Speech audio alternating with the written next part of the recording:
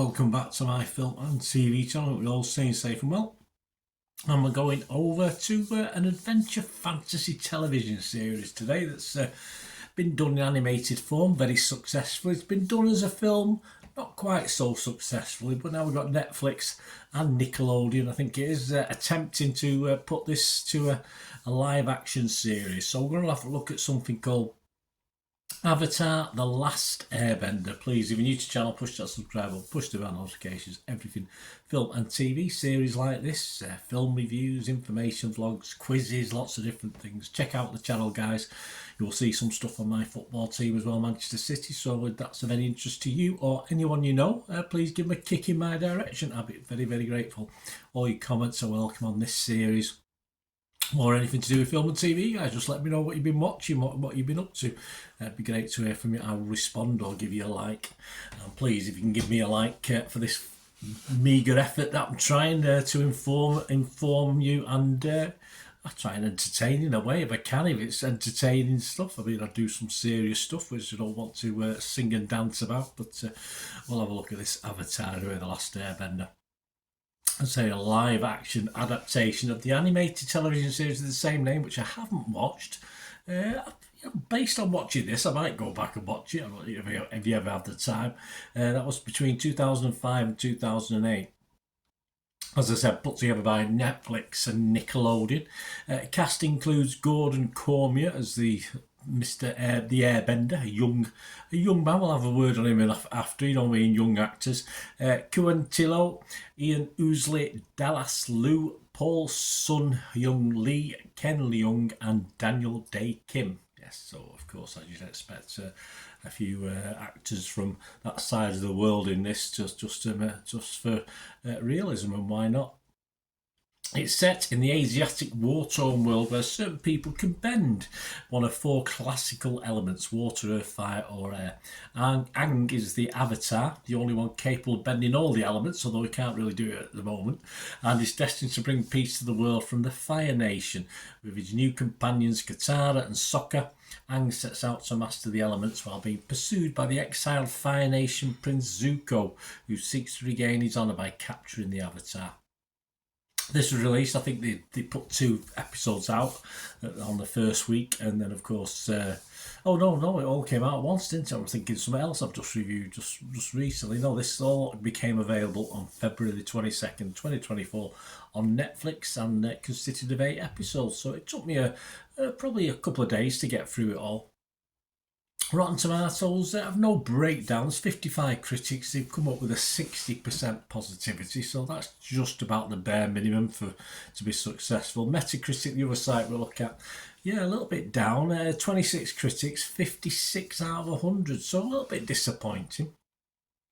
9 positive, 12 mixed, but 5 negative as well. Empire's Campbell, there's a good name, Campbell, give it 40, only 40 out of 100. He said this adaptation is caught between impulses. It trusts its audience less than a children's show did, or tried to be the last airbender for grown-ups. A bit on that in my little summation. Some canny casting choices can't rescue the show from uninspiring craft and tonal confusion. But let's get away from the critics. What do the public think? Well, the public quite like this. Metacritic users 6.5 out of 10. Rotten Tomatoes audience 75% positivity. And look at this one. It's I think this went up about 7,000 overnight. I'm recording this on the 24th of February 2024. 12,000 scores and reviews, 7.5 out of 10. So perhaps the critics don't know what they're talking about, do they? So that brings, if I'm going to say that, do I know what I'm talking about? That brings it to me, really. Well, it's a funny one, this one. It initially I thought had appeal to a younger audience initially in the early episodes, and certainly is an okay family watch, although as an adult you might get a little bored with it, but there's reasonable stuff on screen to keep you entertained. And I thought at 8 times 45 to 55 minute episodes, it was pushing the watchability just a touch. But, and there's a big but, later episodes, as things liven up and we get to a conclusion for this series, I thought there was more appeal for adults. I've got really, I personally got into it more or whatever. But I thought they actually grew up a little bit, but still appealed to kids, of course. But yeah, it sort of filled the episode time far much better than it had in the early episodes. The effects are good. Certainly at the best, they're on a level with anything Marvel do for me. I mean, I've say sometimes the effects on Marvel films are a bit down. I don't think they're that great, but some great choreography with the fight scenes, the battle scenes, and a lot to enjoy in this. The only problem, not a big problem, because he's okay. Don't get me wrong, but we'll get back to the young actors.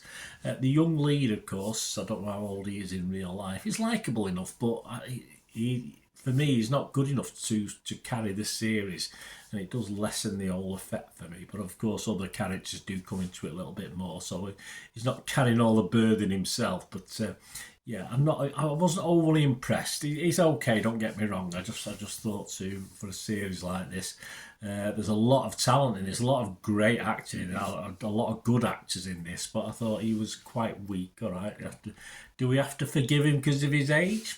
Oh, no, not really. I don't think so. I think that's anything to do with it. To carry a series like this, you want someone capable, and he's capable. But for me, he just lacked a little bit. What I also like is I quite like some of the bad guys in this as well. I was quite sticking up for one or two of the bad guys to do okay. So is that okay? I don't know. Usually bad guys are bad guys, aren't they? But I was sort of, certainly in recent times, I don't think I've felt as obliged to stick up for the bad guys as I did in this series.